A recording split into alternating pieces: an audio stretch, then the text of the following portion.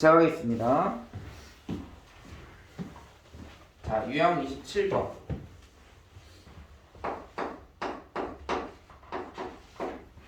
자, 3x 플러스 4y는 3x 플러스 4y는 5일 때라고 되어 있고, 자, 문장의 제일 앞에 뭐가 써 있어요? 실수라고 써 있습니다. 실수.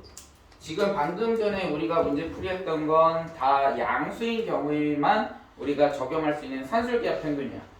그러면 실수일 때는 산술기하 평균을 적용할 수 있다 없다? 없습니다. 그러니까 뭘 적용해야 돼? 코시-슈바르츠의 부등식을 적용해야죠. 그럼 코시-슈바르츠의 부등식의 식이 어떻게 되는지요?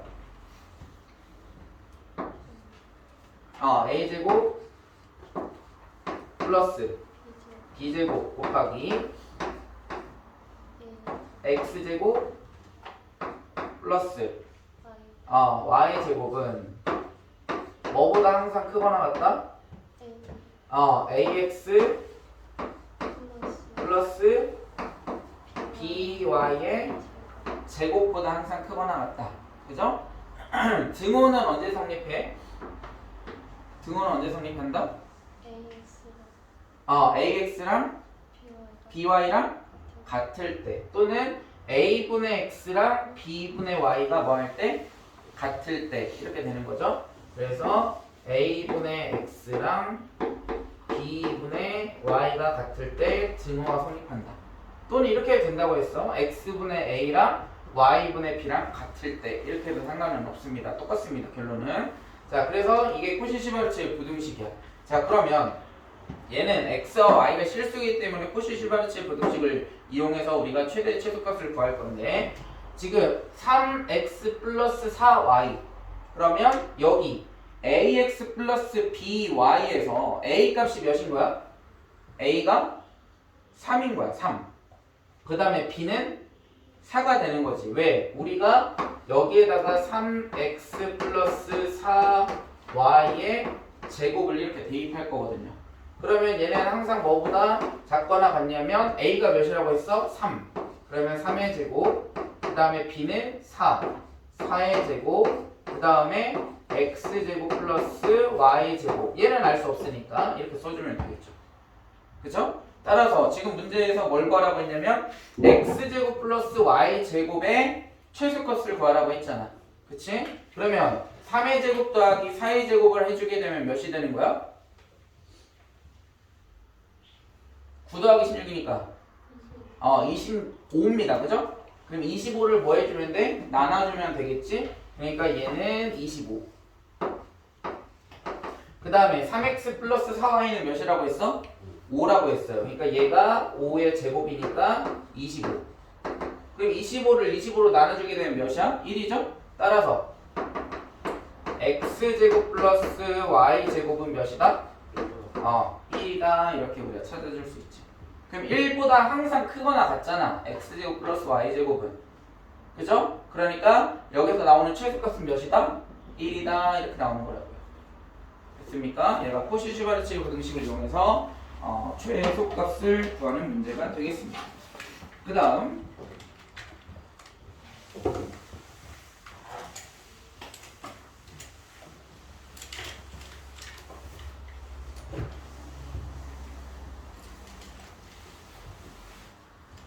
그 다음 28번. 자, 28번에서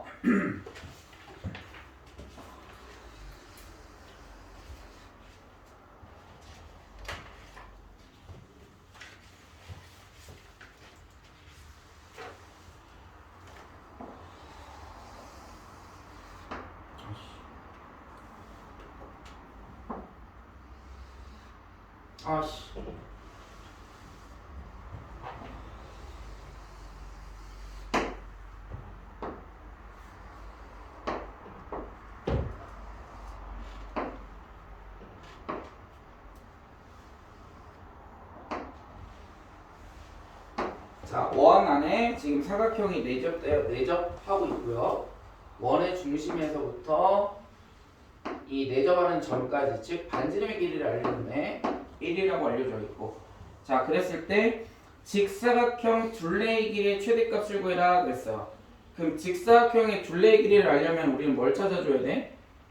가로의 길이와 세로의 길이를 찾아줘야 되겠죠? 그리고 여기는 특징이 뭐냐? 내접하고 있다라는 특징이 있기 때문에 여기에서부터 이 직사각형의 한 변까지 이렇게 수선을 그려주게 되면 여기에서부터 여기까지 길이가 x라고 한번 우리가 미지수를 적어볼게요. 그러면 가로의 길이 여기에서부터 여기까지의 길이는 몇이 될까요? 몇 x가 될까? 2x가 됩니다. 왜 2x가 되는 거야?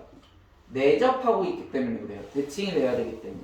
그래서 여기의 길이는 2x 이렇게 잡아줄 수 있고, 그 다음에 여기 이 높이의 길이를 우리가 y라고 미지수를 잡아주게 되면 여기에 있는 직사각형 세로의 길이는 몇 y가 될까요? 2y가 됩니다. 마찬가지로 대칭이 되기 때문에 원에 내접할 때 이렇게 우리가 찾아줄 수 있고요. 자, 그러면 우리는 이제 직사각형 둘레 길이의 대값을 구하는 거지? 그러면 둘레 길이는 어떻게 구해야 돼? 얘는 2x 괄호 하나, 그 다음에 세로 2y를 몇 개? 얘를 2번 더해주면 되겠죠. 그래서 따라서 우리는 4x 플러스 4y의 최대값을 구해주면 되는 거죠. 됐나요? 그 다음에 우리가 또 한 가지 알 수 있는 거, 지금 여기에서 얘를 x, 얘를 y, 얘의 각도는 90도입니다. 그럼 알 수 있는 건 뭐야? 피타고라스 정리. x제곱 플러스 y제곱은 몇이다? 1이다 라는 식을 우리가 찾아줄 수 있죠. 그죠?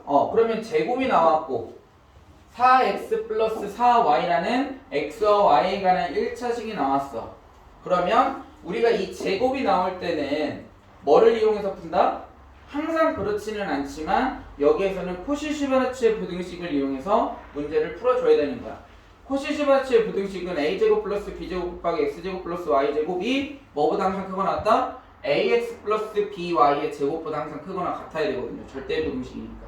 그러면 여기에서 얘가 그러니까 저기에서 우리가 알 수 있는 식이 뭐가 되냐면 얘가 ax 플러스 by가 돼야 된다고.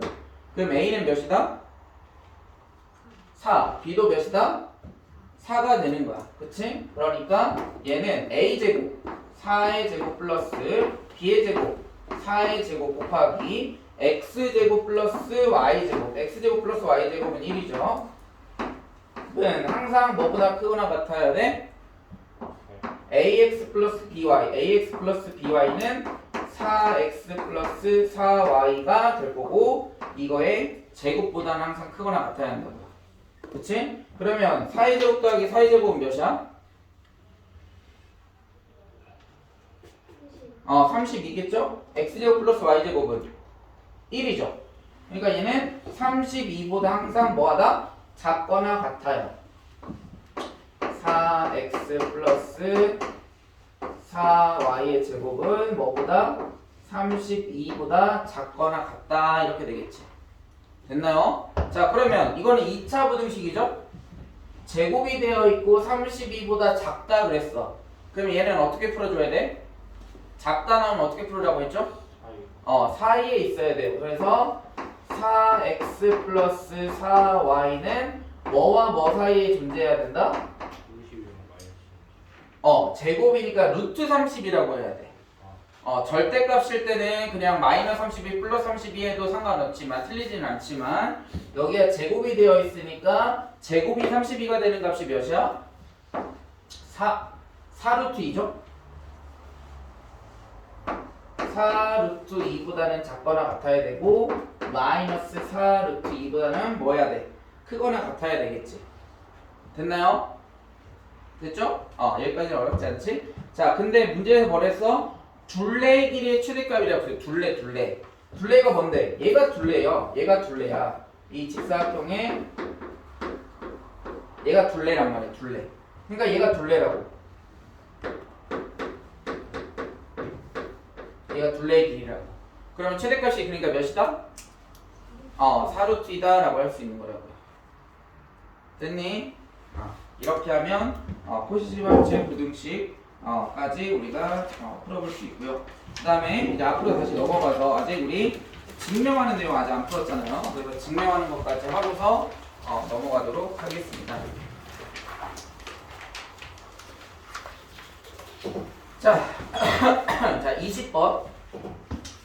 이거는 이제 지금까지는 절대부등식의 두 가지 종류였던 산술기하 평균, 그 다음에 포시딜 바르치아 부등식의 유형을 풀어봤고요.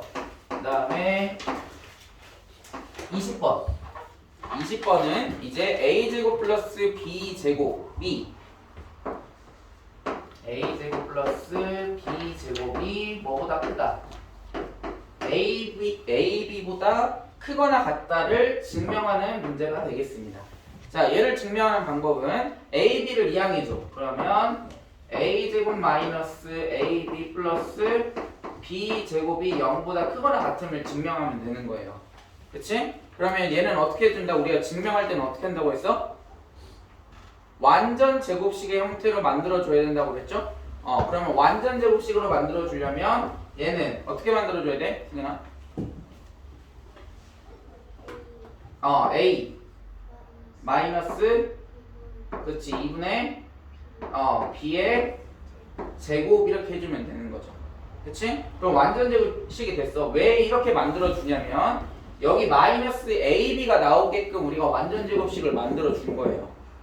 그치? 얘를 전개하면 2 곱하기 a 곱하기 마이너스 2분의 b를 하면 마이너스 a분의 b가 나오잖아. 이렇게 만들어주기 위해서 완전 제곱식의 형태로 만들어준 거고, 그 다음에 얘가 이제 완전 제곱식에서 나올 때는 몇이 나와야 되냐면 마이너스 4분의 b제곱이 나와야 돼. 그죠? 마이너스 2분의 b의 제곱한 거 마이너스 4분의 b제곱이 나와야 되고, 더해주게 되면 4분의 3 b의 제곱 이렇게 되는 거지. 자, 그러면 a-2분의 b제곱은 항상 0보다 크거나 같죠? 그 다음에 4분의 3 b제곱도 항상 0보다 크거나 같죠? a, b가 실수라고 한다면? 맞나요? 그러면 그러니까 이 식이 0보다 크거나 같다라고 할 수 있다 없다? 있다라는 거지. 그러니까 이제 증명이 끝났죠. 그럼 가에 들어가야 되는 식이 몇인 거야? 얘가 들어가야 되겠죠? 얘가 가가 돼야 돼.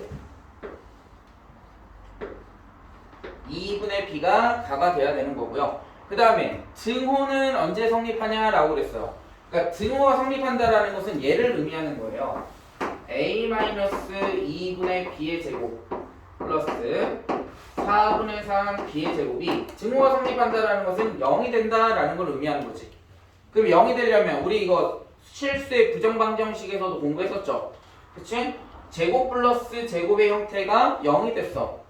그러면 a-2분의 b는 몇이 돼야 되나요? 0이 돼야 됩니다. 그 다음에 4분의 3은 어차피 양수긴 하지만 b가 뭐가 돼야 돼? 그래서 0이 돼야 돼요. 그러면 b가 0이라는 것을 우리가 찾아냈잖아요. b가 0이다. 그리고 a-2분의 b도 뭐가 돼야 돼? 0이 돼야 된다고 했어. 근데 b가 0이야. 그럼 따라서 a는 몇이다? a는 몇이다? 0이 되는 거죠. 그치? 그러니까 a와 b 둘 다 몇이 된 거야? 0이 된 거예요. 0. 무슨 말인지 아시겠죠? 그러니까 이거는 실수의 부정방정식에서 나오는 개념도 적용할 수 있는 거겠지. 따라서 a와 b는 둘 다 0이기 때문에 나의 값이 뭐다? 0이다 라고 우리가 찾아낼 수 있어요. 그래서 371번 바로 한번 보겠습니다. 자, a제곱 플러스 b제곱 플러스 1이 뭐보다 항상 크거나 같냐?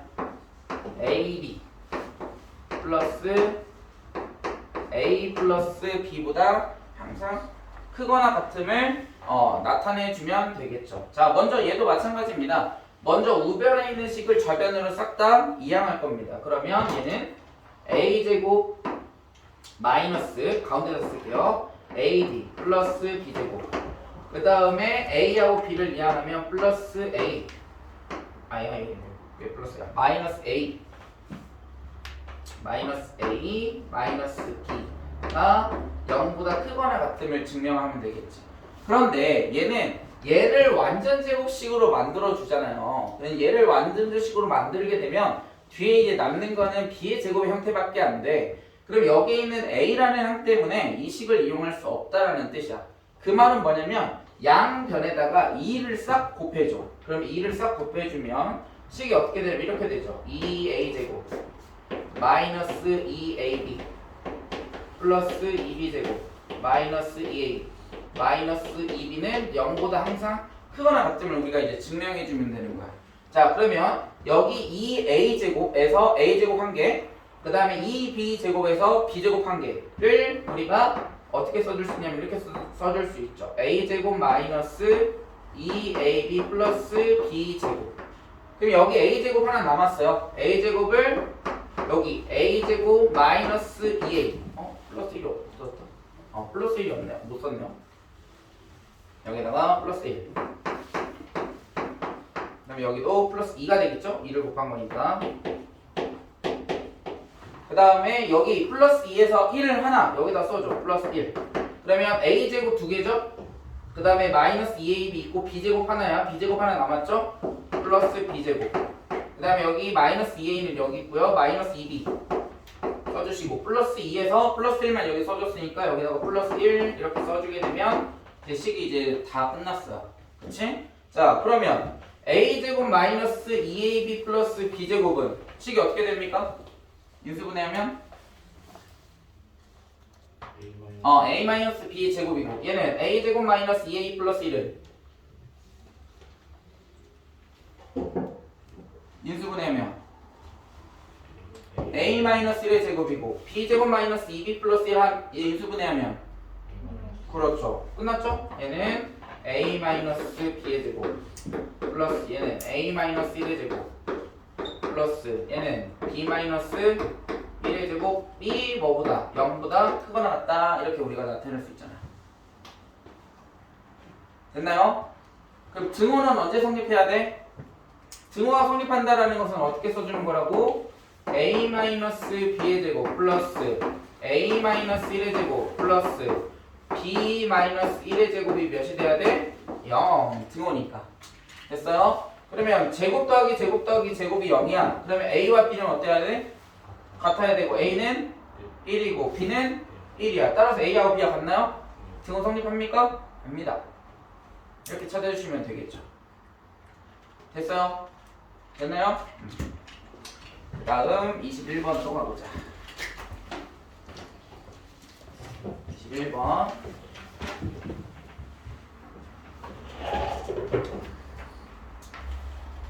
어디 갔어요? 덥지 않나요? 덥죠. 날씨가 이렇게 이런 날씨를 조심하셔야 돼요. 낮에는 덥다가 저녁 되면 추워지죠. 이럴 때 조심해야 돼요. 이럴 때 감기 걸리기가 제일 쉬워. 옷이 얇아졌는데 저녁 되면 추워지니까 그래서 감기를 조심해야 합니다.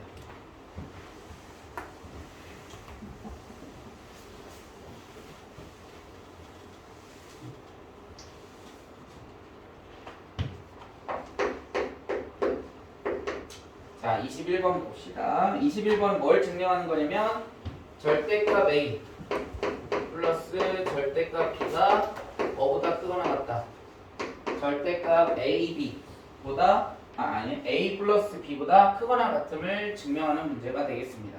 앞에서도 선생님이 개념 설명할 때 전 시간에 선생님이 설명하기는 했지만 그때는 부호를 예를 들어가지고 설명을 해줬지 이번에는 뭐 하냐면 대수적으로 얘를 증명해 보도록 하겠습니다.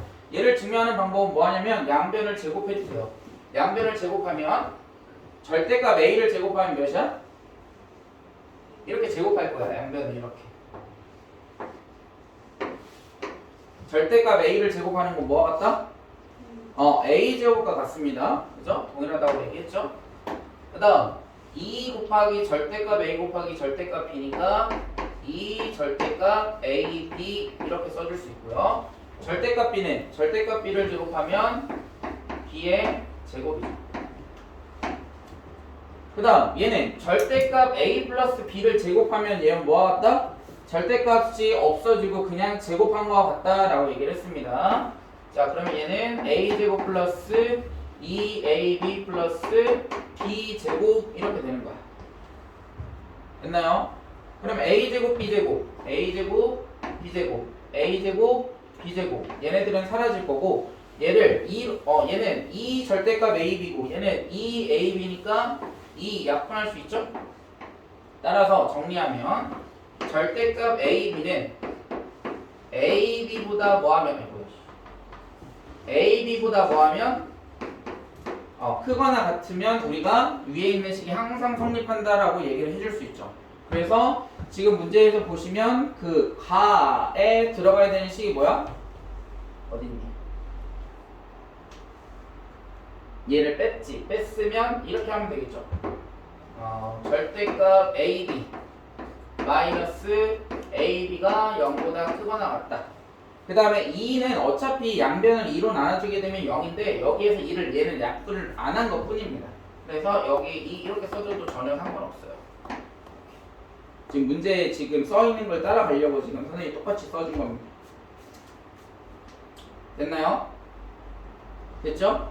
그렇게 되면 지금 여기에서 아까 절대값 AB는 AB보다는 항상 어떻게 될까요?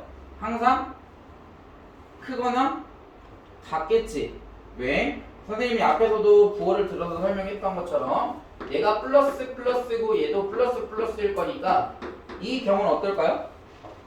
같겠죠. 그 다음에 마이너스 마이너스 그럼 플러스 나오죠? 마이너스 마이너스 이 경우는 어떨까요? 같을 겁니다. 등호가 성립하는 거야. 그 말은 뭐냐? 등호는 그러면 언제 성립하는 거야? 등호는 A와 B의 뭐가? 부호가 어떻게 될 때? 부호가 같을 때 성립하겠죠. 같을 때 성립하는 거고요. 자, 이번에는 부호가 다르게끔 한번 생각해 볼게요. A가 플러스고 B가 마이너스야. 그러면 A하고 B를 곱하면 음수죠. 근데 절대값이 씌워져 있으니까 얘는 양수일 거라고. 근데 얘가 플러스고 얘가 마이너스가 되면 음수지? 얘는 절대값이니까 양수고 얘는 곱해서 양수와 음수를 곱했으니까 음수란 말이야. 그럼 항상 음수보다 양수가 어때? 크겠죠? 그 다음 얘가 마이너스 플러스인 경우도 마찬가지야. 마이너스 플러스인 경우도 같은 원리로 성립할 거다라는 거예요. 됐습니까? 그래서 지금 어디니? 가는 여기 절대값 AB 마이너스 AB가 될 거고요. 그 다음에 등호는 언제 성립한다고 했어? AB의 뭐가? 부호가 같을 때. 그러면 AB의 부호가 같다라는 것은 A와 B를 곱하게 되면 어떻게 될까요? 두 개의 부호가 같을 때 AB는 0보다 크겠죠. 근데 A하고 B가 두 개가 같아. 부호도 같으면서 그러면 등호가 성립해도 될까 안 될까? 되겠지. 어차피 우리는 등호가 성립하는 걸 찾는 거니까. 됐어요? 그래서 답은 몇 번이 돼야 돼? 4번이 돼야 되겠죠. 그래서 여기까지가 이제 우리가 앞에서 배우게 된 집합과 명제 파트가 되겠습니다. 그래서 우리가 이제 저번 주에 배웠던 명제 파트 중에서 조건과 그러니까 그 충분 조건, 필요 조건, 필요 충분 조건 찾는 게 아마 여러분들이 2학기 중간고사에서 볼 때 가장 어려운 파트가 될 겁니다. 그러니까 그 파트를 공부를 해야만 한다라는 거죠. 자, 그다음 뒤에 이제 단원으로 넘어가서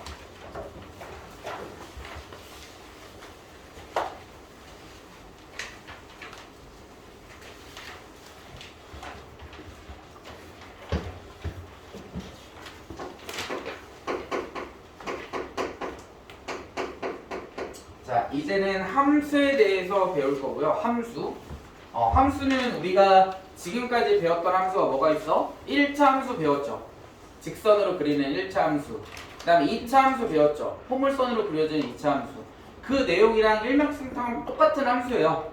근데 여기에서는 좀 디테일하게 좀 배울 거예요. 함수에 대한 내용 중에서도 꼭 굳이 이렇게 1차 함수, 모든 실수 범위에서 존재하게 되는 1차 함수, 2차 함수를 우리가 나타내는 것도 당연히 포함이 됩니다만 여기에서는 좀 더 디테일하게 함수란 무엇인가, 함수에는 어떤 함수가 있는지, 그 다음에 함수에 포함되는 정의역. 정의역은 뭐야? x.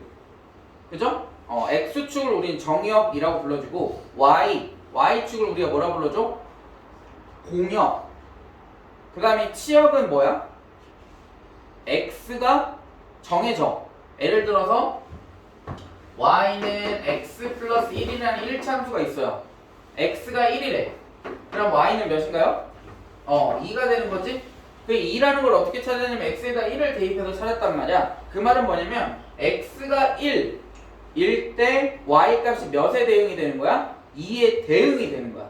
그러니까 x가 딱 정해주는 순간 y 값이 딱 정해져. 그러니까 그걸 우리는 뭐라고 정의하냐면 대응이라고 정의를 할 거다라는 거예요. 자, 그래서 맨 윗줄을 보시면 맨 처음에 뭐라고 써있어? 대응이라고 써있죠? x값 하나에 y값 하나가 뭐 하는 거야? 매칭이 되는 거예요. 매칭. 그러니까 x가 1일 때 y가 2잖아. 그러면 x가 뭐 다른 숫자일 때 또 다른 x가 1일 때 3이 나올 수가 있어 없어? 없죠. 1참수 마찬가지 여기 x에 1 대입했을 때 y가 3이 나올 수가 없단 말이야. 그러니까 x가 딱 하나 값이 정해지는 순간 y가 2에 대응이 되는 거라고. 아시겠죠? 매칭이 되는 거야. 매칭. x가 딱 정해주는 순간 y 값이 정해지는 걸 우리는 매칭이 되는 건데 그거를 수학적인 용어로 뭐라고 한다? 대응이라고 한다. x는 1에 그러니까 1은 y값 2에 대응이 된다라고 우리가 읽어주는 거야. 자, 그런데 함수의 정의에서부터 정확하게 찾고 봐야 됩니다. 자, 함수란 뭐냐면 x의 값, 여기는 이제 정역이라고 표현하는데요. x의 값 한 개가 중요한 단어는 뭐냐면 오직 x의 값 한 개가 오직 y의 값 한 개의 원소에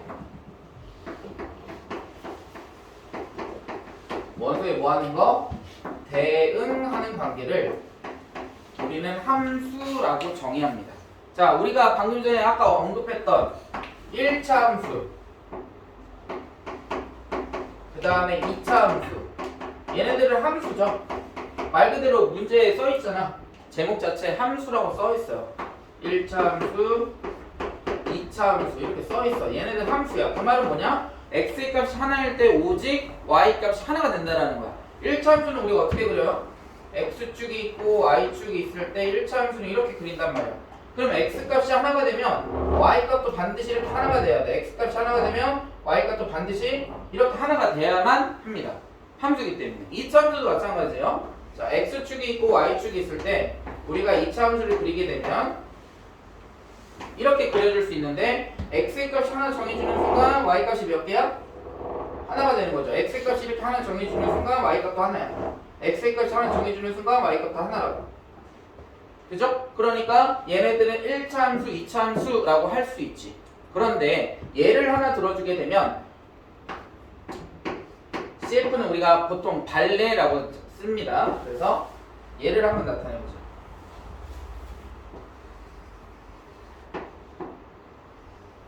자, 우리가 이제 평면좌표를 배우게 되면 이제 방정식에 대해서 배우는데 맨 처음에 직선의 방정식, 직방, 그 다음에 두 번째로 배우게 되는 게 원의 방정식입니다. 원의 방정식에서 x의 값이 하나일 때 반드시 오직 y 값이 몇 개여야 한다고 했어? 한 개여야 한다고 했어. 자, 그럼 x의 값이 하나라는 것은 x축에 뭐 하게끔? 수직하게끔 이렇게 그려줬어요. 그랬을 때 지금 원의 방정식하고 몇 번 만났나요? 두 번 만났죠? 위에서 한 번 만났고 밑에서도 한 번 만났어. 자, 그 말은 x의 값이 하나일 때 y 값이 지금 몇 개가 된 거야? 이 방정식은 두 개가 됐죠. 그치? 그러니까 얘는 우리가 이름 붙이기를 원의 함수라고 해야 안 해? 안 해요. 그러니까 얘를 뭐라고 불러줘? 그냥 원의 방정식이라고만 불러줄 수밖에 없는 이유야. 알겠어요? 얘는 함수라고 할 수 없어. 왜? x의 값이 하나일 때 y 값이 지금 두 개 이상이 나오거든요. 알겠습니까? 그래서 여러분들이 함수라고 배웠던 내용들은 반드시 이런 정의를 따라야만 합니다. x값이 하나일 때 y값이 무조건 하나야 돼. 그럼 얘를 찾는 방법이 딱 정해져 있어요. 뭐 하면 되냐? 방금 전에 선생님이 다 뭐 했어? x축과 수직하게 그려주면 돼. x축과 이렇게 수직하게 그렸을 때 y값 y 지금 그래프하고 몇 번 만났는지를 찾아주면 돼. 얘네들은 지금 두 번씩 만나고 있죠? 근데 얘네들은 어떻게 그려도 한 번씩밖에 안 나와. x축과 수직하게 그렸을 때 얘네들은 하나씩밖에 안 나오기 때문에 얘네들 우리가 뭐라고 정의하는 거야? 함수라고 정의하는 거예요. 그러면 이렇게 x축과 수직하게 그렸을 두 번 이상 만나면 걔는 함수라고 할 수 있다 없다? 없다라는 거야. 그러니까 문제에 나와요. 얘가 함수인지 아닌지, 함수가 아닌 걸 찾아라 이런 식으로 나오는단 말이야. 그러면 우리가 함수를 찾을 때는 어떻게 하라고? x축과 수직한 수직인 직선을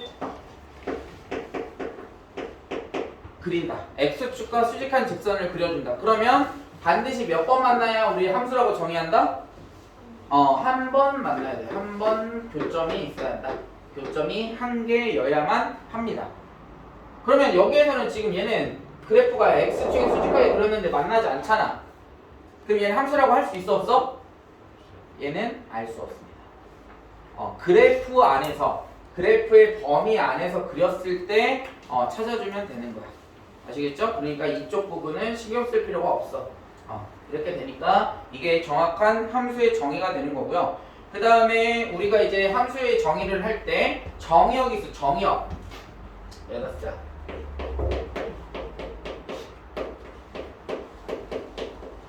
정의역은 뭐다? x축입니다. x축. 그래프에 해당하는 x축. 그 다음에 공역은 뭐야? 공역은 y축입니다. 그 다음에 치역은 뭐야? 치역은 다시 말하면 얘를 뭐라고 할 수 있냐면 함수값이라고 생각하시면 돼요. 함수값. 자, 그 말은 뭐냐면 지금 봐봐. 우리가 지금 2차 함수를 이렇게 그려놨어. 2차 함수를 딱 그렸을 때 x축 여기에 있는 값이 여기에 대응이 됐어. 그러면 여기에 치역이라고 할 수 있네요. 그 다음에 얘네들도 여기가 x일 때 y값 대응된 거 얘도 치역이라고 할 수 있네.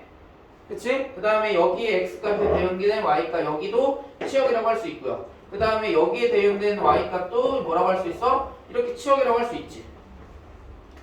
근데 중요한 건 여기 이 값보다는 다 뭐해? 이 값이 2차 함수의 최소값이잖아.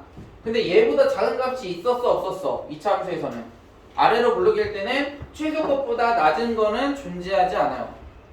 그치? 그러면 봐봐. 얘가 최소값이야. 얘가 최소값. 그러면 치역은 어디서부터 어디까지야? 최소값보다 뭐한 거? 크거나 같은 게 치역에 해당하는 거다라고 생각하시면 돼요. 그럼 선생님 여기 밑에 있는 거는요? 밑에 있는 건 당연히 치역이 될 수 없겠죠. 그죠? 그러니까 최소값보다 크거나 같은 게 뭐라고? 치역의 범위가 되는 거라고요. 다시 말하면 얘는 뭐라고? 최소값보다는 최소값 범위가 최소값보다 항상 크거나 같다 할 수 있어. 얘가 치역의 범위가 되는 거야. 자, 그러면 1차 함수에서는 우리가 최소값 있었어 없었어? 구했어요 안 구했어요? 1차 함수에서? 최소값 최대값 안 구해봤죠? 그치? 그럼 없는 거야. 그러니까 치역은 뭐가 되는 거야? 여기 모든 y에 걸쳐서 다 존재하잖아 함수들이. 그러니까 모든 실수라고 할 수 있고 정의역도 마찬가지. 모든 실수죠? x 전범위 가로축에 있는 모든 값들이 다 존재할 거고요. 이참수도 마찬가지. 정의역은 모든 실수야. 여기는 당연히 그리지 않았지만 얘가 계속 값이 커지게 되면 존재는 합니다. 그죠? 존재는 하는데 공역은 y축이기 때문에 y축 전범위가 실수인데 우리가 원하는 건 뭐야? 치역. 치역의 범위가 어디냐라고 할 때는 최소값보다 항상 뭐하다? 크거나 같은 게 뭐가 된다? 치역의 범위가 된다라고 생각을 하시면 된다고요. 됐습니까? 이렇게 생각을 해주시면 함수에 대한 용어를 정리할 수 있고요. 그 다음 세 번째는 뭐냐? 서로 같은 함수다라는 거. 같은 함수가 의미하는 거. 정의만 잘 기억해 두세요.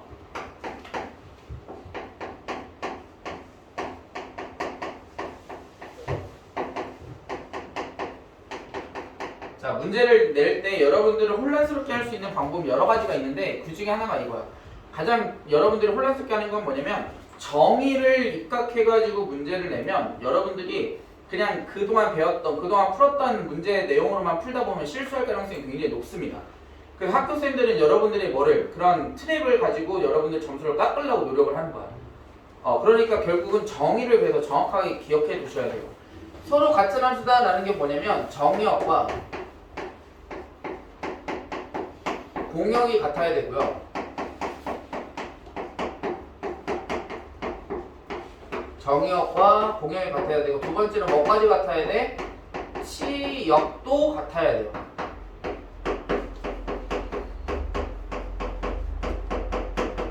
그래야만 우리는 서로 같은 함수다라고 정의할 수 있습니다. 아시겠죠? 이거의 정의가 뭐다? 정의역과 공역이 같고 치역도 같아야 돼.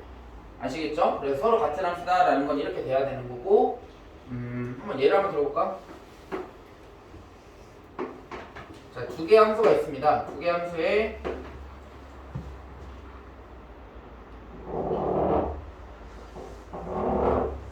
자, 정의역이 3까지, 0에서부터 3까지, 그 다음에 공역도 3까지 있을 때 함수를 우리가 그렸어. 그러면 자, 얘는 실은 3차 함수인데 그냥 한번 곡선을 한번 그려봤고요. 그 다음에 이렇게도 한번 해볼게요. 그 다음에 얘도 마찬가지야. 0에서부터 3까지가 정의역, 0에서부터 3까지가 공역이야.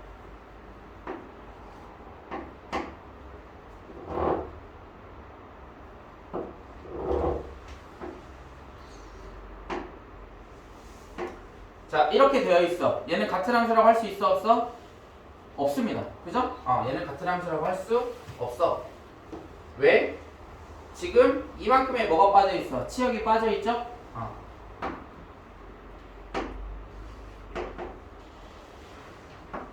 자, 얘는 같은 함수라고 할 수 있다, 없다? 얘는 같은 함수라고 할 수 있다, 없다? 있을까요, 없을까요? 있을까요, 없을까요? 없습니다. 왜? 이유가 뭐야?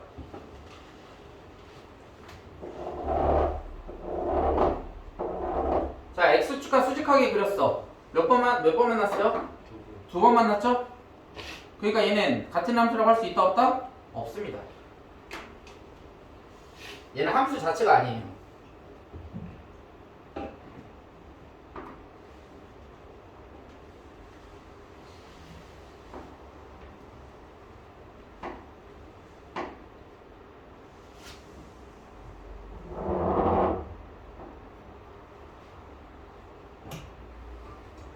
자, 얘는 같은 함수라고 할 수 있다, 없다?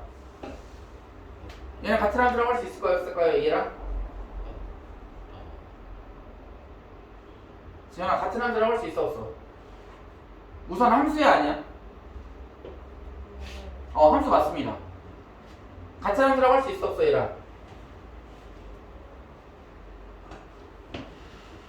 우선 정의역과 공역 같아, 안 같아?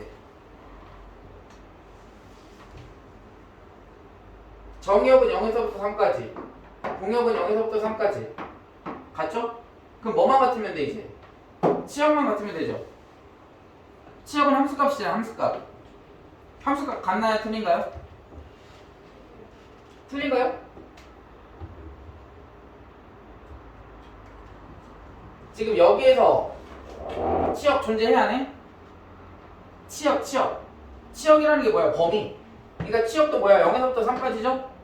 얘도 뭐야? 0에서부터 3까지가 치역이야. 범위. 왜 선생님 여기 겹치는데요? 겹치더라도 우리는 겹치는 원소를 두 개 이상 써줘, 안 써줘? 안 써줘. 얘는 하나의 원소가 되는 거야. 얘도 마찬가지야. 얘도 두 번 겹치는데요? 근데 하지만 원소의 개수는 하나일 수밖에 없다고. 그러니까 치역의 범위는 어디야? 여기서부터 여기까지야. 얘도 여기서부터 여기까지가 치역의 범위고요. 그러니까 이 두 개 함수는 뭐다? 같은 함수라고 할 수 있습니다. 아시겠어요? 이게 함수의 정의야. 같은 함수의 정의. 알겠습니까? 그러니까 이런 선생님 그림 자체가 다른데요 해서 틀린 게 아니야. 그래서 정의에 입각해서 정의역과 공역이 같은지, 그 다음에 치역도 같은지를 찾아줘야만 합니다. 아시겠죠? 그러니까 이런 트릭들이 존재해.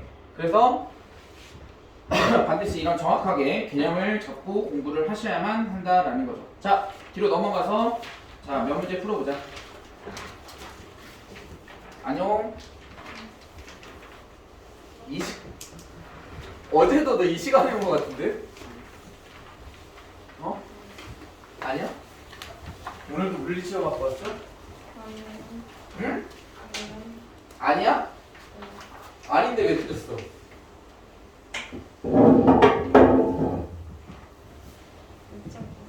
아, 늦잠 잤어.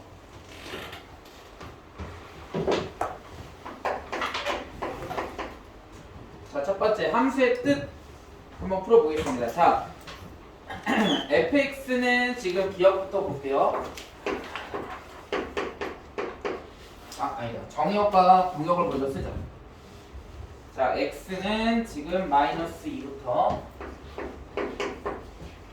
마이너스 2부터 마이너스 1, 0 이라는 원소를 갖고 있고요. 정의역이죠. 그 다음에 y는 공역인데 0과 1과 2 이렇게 밖에 존재하지 않는답니다. 첫 번째 기억. fx는 절대값 x래. 자, 그러면 절대값 x니까 마이너스 1을 여기다 대입해. 그럼 몇이야? 마이너스 1을 절대값 x에다 대입하면 2 존재하나요? 공격에? 들어가겠지. 대응되겠죠? 그 다음에 마이너스를 대입해. 몇인가요? 들어가나요? 존재하죠? 그 다음에 0 대입해. 공역이 있나요? 대응 되겠죠? 그러니까 얘는 함수라고 할 수 있어 없어? 기억은 함수라고 할 수 있습니다. 니은. 자, 니은은 gx는 x제곱 마이너스 1이래요. 자, x에다가 마이너스 2 대입해보세요. 몇인가요? 3이죠? 대응 됩니까? 안 되죠? 그럼 얘는 함수라고 할 수 없습니다. 공역 안에서 원소가 뭐해야만 대응이 돼야 돼. 근데 니은은 대응이 되지 않죠. 그 다음 디귿. 자, hx는 1과 2인데요. x가 뭐보다? 0보다 크거나 같을 때는 1이고 x가 뭐보다? 0보다 작을 때는 1이에요. 이런 함수가 존재한답니다. 자, 그러면 마이너스 2는 0보다 커 작아? 0보다 커 작아요? 작네? 그러니까 몇이야? hx는 h-2는 2가 되는 거지. 존재합니까? 공역이 있죠? 그 다음 마이너스 1은 0보다 커 작아? 작아요. 그러니까 몇이야? 2입니다. h-1도 2야. 존재합니까? 존재합니다. 0보다 크거나 같고 얘는 0보다 작다잖아. 그러면 위에 있는 값에다 대입을 해야 되겠죠? 몇인 거야? 1. 그러니까 h0은 1인 거야. 존재합니까? 존재하죠. 그러니까 디귿은 함수라고 할 수 있다 없다? 있습니다. 그 다음 두 번째.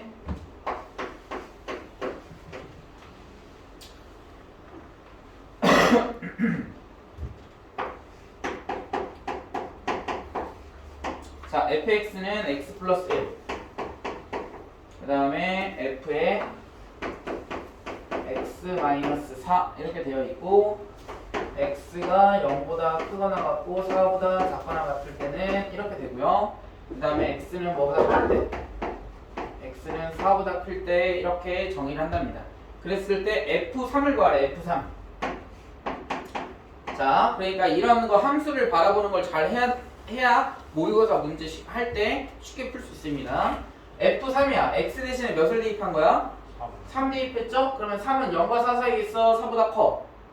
0과 4 사이에 있잖아. 그러니까 여기다 대입해주면 돼. 따라서 f3은 몇이다? 4 이렇게 되는 거야. 여기까지는 뭐 그렇게 어렵지 않고 무난하게 갈 수 있는데, 그 다음이 이제 중요하죠. f의 29를 구하래. 자, 얘가 중요한 거야. 얘를 잘 봐야 돼요. 자, f의 29는 4와 0과 4 사이에 있나요? 4보다 큰가요? 4보다 크죠? 그러니까 여기다 대입을 해야 되겠네. 그러니까 x 대신에 몇을 대입해야 돼? 29 대입하는 거야. 그럼 29 대입하면 몇이야? f29는 f25죠? 그러면 얘랑 같다라는 뜻이네. 그 다음에 25는 0과 4 사이에 있어. 4보다 커? 4보다 크죠? 그럼 여기다 대입해야 되겠지, 25를. 그러니까 얘는 몇이야? 뭐랑 같아야 돼? f21이랑 같네요? 아니 뭐야, f21이랑 같죠? 그 다음에 21도 0과 4 사이, 0과 4 사이에 있어. 4보다 커? 4보다 크잖아? 그러니까 f21은 여기다 대입해야 되는 거야. 21 대입하면 몇인가요? f의 17 이렇게 되겠지. 그럼 또 몇 시간 같을까? 이제 유추할 수 있지. 굳이 다 대입해 볼 필요가 없어. 몇 가지 규칙을 찾다 보니까 몇 가지를 대입해 보니까 뭐가 나왔어? 규칙이 나왔어. 그러니까 우리는 뭐 한다? 유추하는 거야. 알겠어요? f 27이랑 뭐랑 같아야 돼? 13이랑 같아야 되고 뭐랑 또 같아야 돼? 9랑 같아야 되고 또 뭐랑 같아야 돼? 5랑 같아야 되고 그 다음 또 뭐랑 같아야 돼? 1 이렇게 같아야 줘야 되겠지. 그러면 이제 F1은 0과 4 사이에 존재하잖아. 따라서 얘는 몇이다 라고 할 수 있다? 2다 라고 할 수 있다고 이렇게. 그러니까 얘네들을 다 찾을 필요가 없어. 선생님이 보여주려고 선생님이 다 쓴 거지. 이제 몇 가지 찾다 보니까 지금 4씩 빠지고 있잖아. 그럼 29에서 4의 배수를 뭐 해주면 돼? 빼서 이 0과 4 사이에 있는 값을 찾아주면 되는 거예요. 28을 빼면은 21, F1이 나오잖아. 74, 28을 빼면. 얘가 그래서 유추하는 거예요. 여러분들이 공부를 계속 끝까지 해서 고3까지 가가지고 여러분들이 1, 2등급을 맞으려면 유추를 잘 하셔야 돼요. 유추. 그 다음에 규칙을 잘 찾아야 되고. 알겠습니까? 그러니까 이런 연습을 그래서 많이 해보셔야 돼요. 그래서 가장 중요한 건 맨 처음부터 잘할 수가 없어. 그래서 지금처럼 선생님처럼 해보는 거야. 아 이렇게 되는 거구나 하면서 배우는 거야 스스로가. 그러면 그거 하는 방법을 깨우칠 수가 있어요. 알겠습니까? 딱 보자마자 F29는 F1이다 이렇게 하면 너무 좋지. 근데 그런 친구는 실은 극히 드물어요. 알겠습니까? 이런 식을 보고서 그렇게 찾는 친구는 없다. 그러니까 한번 다 써보는 거야 선생님처럼 이렇게 끝까지. 아 얘네들 같네? 그럼 굳이 이렇게 할 필요가 없겠네? 그러면 몇 개 찾다 보니까 이게 4씩 빠지니까 4의 번수를 빼주면 되겠다라고 생각을 하는 거라고. 이런 걸 뭐라고 한다고? 유추라고 해요. 유추. 알겠어? 지레 짐작하는 거지. 정확한 수학적인 근거에 의해서. 알겠습니까? 그래서 답은 그러면 몇이 돼야 돼? 6 이렇게 남아야 되겠죠.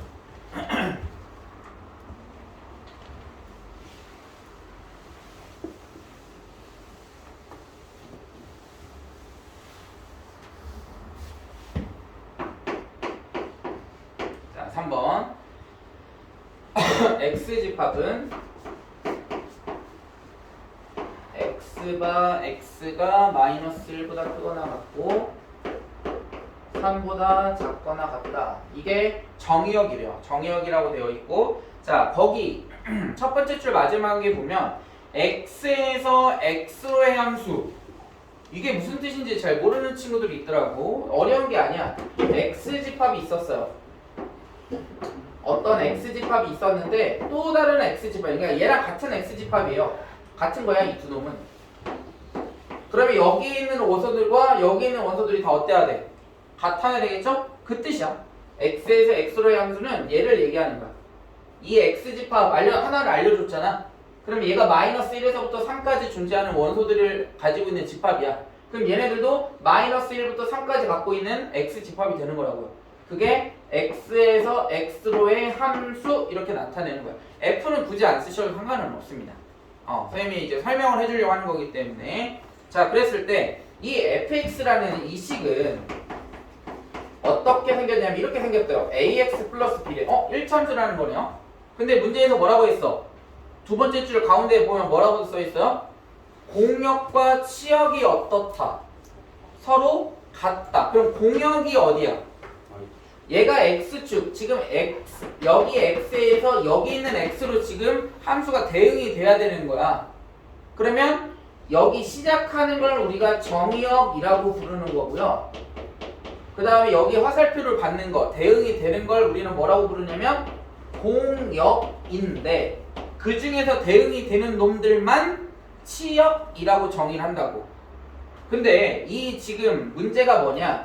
마이너스 1에서부터 얘가 x가 정수라고 되어 있지 않아요. 써 있지 않습니다. 그럼 정수라고 써 있지 않을 때는 우리는 뭐라고 생각을 해야 돼? 항상 실수라고 생각해야 돼. 여기에 어마어마한 무한한 숫자들이 존재해. 알 수 없어. 근데 마이너스 1에서부터 3까지는 확실히 존재한다라는 건 알 수 있고요. 그 다음에 공역도 마찬가지야. 마이너스 1에서부터 3까지 이렇게 무한한 숫자들이 존재해. 근데 문제에서 조건이 뭐야? 조건. 공역과 뭐가 같다? 치역이 같아야 돼. 근데 선생님이 치역을 뭐라고 정의했어? 화살표를 받는 거, 대응이 되는 거를 우리는 치역이라고 정의한다고요. 그러니까 마이너스 1이 뭐 여기 마이너스 1에 대응될 수도 있고 3에 대응될 수도 있고 아니면 여기 사이에 있는 어떤 값에 대응돼도 상관은 없어.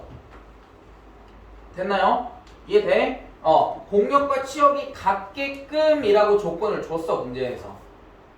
그런데 여기서 이제 한 가지 알아야 되는 건 이거의 성질이야. fx는 ax 플러스 b라고 정의를 했어 이 문제에서. 그럼 얘가 몇 차 함수가 되는 거야? 1차 함수죠. 그럼 1차 함수는 여러분들이 그래프를 그렸어. 그럼 그릴 수 있는 방법이 딱 두 가지야. 이렇게 그리거나 아니면 이렇게 그리는 두 가지 방법밖에 없어요. 맞나요? 이거 말고서는 또 그릴 수 있는 거 존재해야 안 해요. 그릴 수 있는 건 이렇게 그리거나 아니면 이렇게 그리는 거라고. 자, 이럴 때 잘 정리해 두세요. 중요한 내용입니다. 얘는 x의 값이 증가할 때 y 값이 어떻게 되고 있어? 증가하고 있죠? 그래서 얘를 우리가 뭐라고 부르냐면 증가함수라고 정의합니다. x의 값이 커질 때 y 값이 커지는 거를 우리는 증가함수라고 정의해요. 여기 옆에다 또 써줄게요. x의 값이 커질 때 y 값이 커지는 거를 우리는 증가함수라고 정의한다. 1차 함수에서는 기울기가 양수인 게 증가함수가 되겠죠? 얘가 기울기가 양수니까. 그래서 x의 값이 커질 때 y 값이 커지면 얘는 증가함수야. 그런데 감소함수는 어떤 특징이냐면 x의 값이 커지게 되면 커진다라는 것은 오른쪽으로 가는 거잖아. x의 값이 커질 때 y 값이 어떻게 되고 있어? 감소하고 있죠? 그러니까 얘는 무슨 함수라고 부른다? 감소함수라고 정의합니다. 그래서 얘를 정의하자면 x의 값은 커질 때 y 값은 뭐해지는 거? 작아지는 거 우리는 감소함수라고 정의한다라는 거야. 증가함수와 감소함수라는 건 굉장히 중요합니다. 계속 나와요. 여러분들 고등학교 2학년 끝까지 나올 거야. 그러니까 정의할 수 있는 방법은 총 여러 가지가 있습니다. 그 중에서 첫 번째야. x의 값이 커질 때 y 값이 커질 때 우리는 증가함수라고 부르고 x의 값이 커지고 y 값이 작아지면 얘는 감소함수라고 정의하는 게 증가함수와 감소함수를 정의하는 첫 번째 내용이야. 그 다음에 이제 고등학교 2학년 수투를 배우게 되면 거기서 또 증가함수를 또 정의해요. 미적분에서 증가함수 또 배우는데 거기서 또 다른 내용으로 정의를 합니다. 아시겠죠? 그러니까 증가함수는 언제까지 나온다고? 끝까지 나와요. 그러니까 잘 정리해야 돼요. 엄청 중요한 내용이야. 아마 오늘 개념에서는 얘가 제일 중요한 내용이 될 거예요. 증가감소함수. 자, 그러면 여기서 이제 알 수 있는 건 ax 플러스 b라는 게 두 가지로 나눌 수 있다고. 증가함수일 때와 감소함수 이렇게 두 가지로 나눠줄 수가 있어요. 자, 그러면 증가함수라는 것은 아까도 얘기했지만 기울기가 언제일 때 증가함수라고 한다고? 양수일 때. 그러니까 여기에선 기울기가 a니까 a가 양수일 때는 증가함수가 되는 거고 1차 함수에서는 언제 감소함수가 되는 거야? 기울기가 뭐일 때? 음수일 때가 감소함수가 되는 거야. 여기서 기울기가 a니까 a가 0보다 뭐 할 때? 작을 때. 그러면 a가 0보다 크다. 증가함수다. 그러면 x의 값이 뭐하면? 커지면 커질수록 y 값도 어떻게 돼야 돼? 커져야 돼요. 그래야만 우리는 증가함수라고 할 수 있어요. 됐나요? 그런데 또 한 가지 조건이 뭐였어? 이러면서 뭐하고 뭐가? 공역과 치역이 같아야 돼. 그 말은 뭐냐? 공역에 있는 모든 원소들이 다 뭐 해야 돼?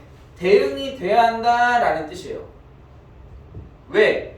공역과 치역이 같다라는 것은 공역에 남아있는 원소가 대응되지 않는 원소가 있어서는 안 된다는 뜻이야. 반드시 대응돼야 돼. 모든 원소들이. 그러면 공역에는 뭐가 있어? 마이너스 1에서부터 3까지가 공역이잖아. 그럼 치역도 뭐가 돼야 된다는 뜻이야? 마이너스 1에서부터 3까지니까 치역이라는 거야. 치역의 정의가 뭔데? 대응이 되는 거. 다 대응이 돼야 된다고. 그러니까 모든 원소들이. 그러면서 뭐 해야 한다고? 증가해야 한다고요. 그러면 잘 봐. 엄청 중요하다. 마이너스 1일 때 어디에 대응돼야 돼? 마이너스 1에 대응이 돼야만 합니다. 그 다음에 3일 때는 어디에 대응돼야 돼? 3에 대응돼야만 합니다. 당연히 여기 있는 모든 원소들도 다 여기에 다 똑같이 대응이 될 거라고. 그러면 공역과 치역이 어때? 같아지는 거죠. 그러니까 첫 번째, 증가함수일 때는 증가함수일 때 x에다 몇을 대입하면 마이너스 1을 대입하면 y가 얘가 공역이니까 y가 몇이다? 마이너스 1이다. 왜 y라고 하냐면 공역이기 때문에 선생님이 y라고 부르는 거야. 알겠어? 선생님 여기 x인데요. x집합에서 x집합으로의 함수이기 때문에 그게 그 말 안에는 뭐가 들어가 있다? 얘가 왼쪽에 있는 게 정역이고 오른쪽에 있는 게 공역이다 라는 걸 얘기를 하는 것 뿐이야. 집합의 원소들이 같다라는 걸 설명하는 것 뿐이라고요. x라서 선생님 얘가 정역 아닙니까? 정역 아니에요. 대응이 되기 때문에 얘는 공역이 돼야 돼. 알겠어? 그러니까 마이너스 1을 대입했을 때 y 값이 몇이 나와야 돼? 공역이니까 마이너스 1이 나와야 돼. 마이너스 1을 대입했을 때 마이너스 1을 대입했을 때 y 값이 몇이라고? 마이너스 1이 나와야 된다고요. 그 다음 두 번째는 3을 대입했을 때 몇이 나와야 돼? 3이 나와야 되는 거지? 3을 대입했을 때 몇이 나와야 된다고? y 값이 3이 돼야 된다고. 그러니까 3a 플러스 b는 몇이 돼야 돼? 3이 돼야 돼. 근데 증가함수니까 반드시 a는 뭐 해야 돼? 증가함수니까 a는 0보다 커야 돼요. 0이 되면 안 됩니다. 0보다 작아서도 안 되고요. 그 다음 두 번째. 이번에는 증가함수일 아니 감소함수일 수도 감소함수. 감소함수라는 것은 자 봐봐. 자 감소함수라는 것은 x의 값이 뭐하면 커지면 커질수록 y 값은 어때야 돼? 작아져야 돼. 그러면서 무슨 조건을 만족시켜야 되냐면 공역과 치역은 뭐 해야 한다고? 같아야 한다고. 자 그러려면 3이라는 원소는 어디에 대응돼야 될까요? 마이너스 1에 대응돼야만 합니다. 그 다음에 3보다 작은 건 마이너스 1보다 조금 큰 거에 대응되면 되고요. 그러면서 마이너스 1은 어디에 대응되면 돼? 마지막으로 3에 대응되면 끝이야. 됐어요? 지금 역으로 되는 거지? 감소함수니까? 됐니? 그러면 마이너스 1을 대입했을 때 몇이 나와야 돼? y가 3이 나와야 돼. 마이너스 1을 대입하면 몇이 나와야 된다고요? 3이 나와야 된다고요. 그 다음에 3을 대입했을 때 몇이 나와야 돼? 마이너스 1이 나와야 돼. 3을 대입했을 때 몇이 돼야 된다고? 마이너스 1이 돼야 된다고. 그런데 얘는 무슨 함수였어? 감소함수니까 기울기는 어때야 돼? 반드시 0보다 작아야 된다는 뜻입니다. 그러면 풀어봐야지. 자 얘네들 뭐하면 3 밑에 있는 식에서 위에 있는 식 빼면 몇이야? 4a는 4죠. 그럼 a는 몇이야? 1입니다. 그러면 b는 몇인가요? a가 1이면 b는 0인가요? 됐어? 이 조건 하나랑 얘는 밑에 있는 식에서 위에 있는 식 빼면 4a는 몇이야? 마이너스 3입니다. 그러면 a는 몇이야? 마이너스 1이지. 그러면 b는 몇이야? 마이너스 1이면 인가요? 그러니까 나올 수 있는 조건은 이렇게 두 가지라고. 그리고 나서 문제 보세요. 제일 마지막 줄에 뭐라고 써있어? a, b는 몇이다? 몇이 아니다? 0이 아니다. 그럼 둘 중에 하나가 0이 있으면 돼? 안 돼? 안 돼. 그러니까 얘는 탈락. 답은 그래서 얘가 되는 거. 됐습니까? 됐나요?